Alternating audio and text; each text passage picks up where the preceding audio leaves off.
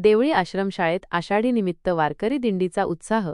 चाळीसगाव प्रतिनिधी देवळी 8 जुलै 2025 नानासो. उत्तमराव पाटील आदिवासी प्राथमिक माध्यमिक व उच्च माध्यमिक आश्रमशाळा देवळी येथे आषाढी एकादशीनिमित्त वारकरी दिंडीचे आयोजन करण्यात आले. दरवर्षीप्रमाणे यावर्षीही आश्रमशाळेतील विद्यार्थ्यांनी ही वारकरी दिंडी काढून आपली परंपरा जपली.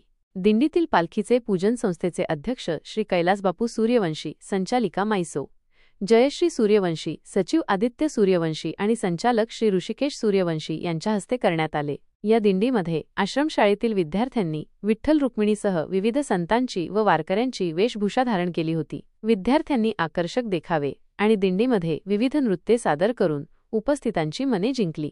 गावातील महिला आणि पुरुषांनी फुगड्या खेळत दिंडीचे उत्साहात स्वागत केले.